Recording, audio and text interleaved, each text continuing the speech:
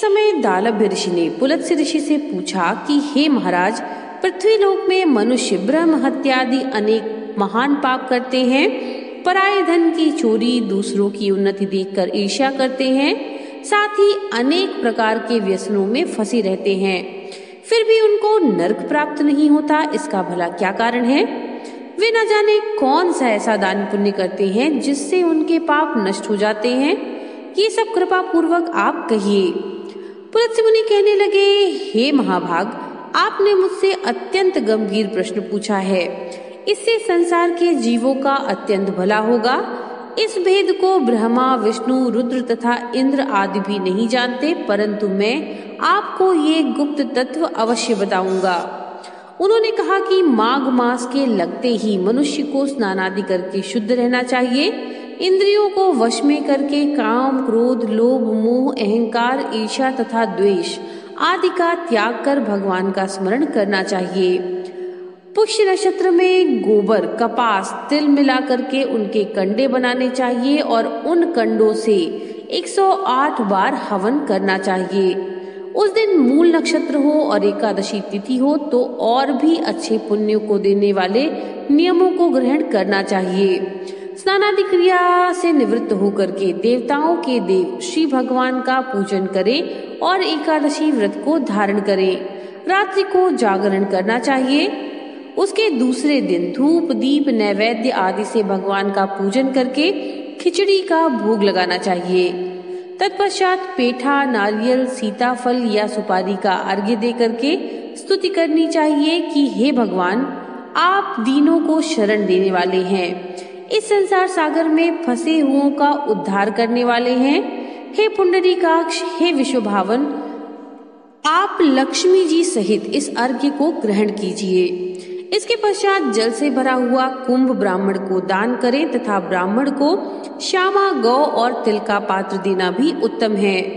तिल, स्नान और भोजन दोनों ही श्रेष्ठ है। इस प्रकार जो मनुष्य जितने तिलों का दान करता है उतने ही 1000 वर्ष तक स्वर्ग में वास करता है। तिल स्नान, तिल का उपटन, तिल का हवन, तिल का तर्पण, तिल का भोजन और तिलों का दान, ये तिल के 6 प्रकार हैं और इनके प्रयोग के कारण ही षटतिला एकादशी कहलाती है। इस व्रत के करने से अनेक प्रकार के पाप नष्ट हो जाते हैं। इतना कहकर पुलत्स्य ऋषि कहने लगे कि अब मैं तुमसे एकादशी की कथा कहता हूँ, सुनो। एक समय नारद जी ने भगवान विष्णु से यही प्रश्न किया था और भगवान ने जो षटतिला एकादशी का महात्म्य नारद जी से कहा सो मैं तुमसे कहता हूँ।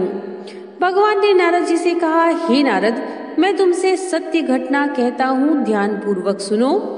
प्राचीन काल में मृत्युलोक में एक ब्राह्मणी रहती थी। वो सदैव व्रत किया करती थी। एक समय वह 1 मास तक व्रत करती रही और इससे उसका शरीर अत्यंत दुर्बल हो गया। यद्यपि वह अत्यंत बुद्धिमान थी तथापि उसने कभी देवताओं या ब्राह्मणों के निमित्त अन्न या धन का दान नहीं किया।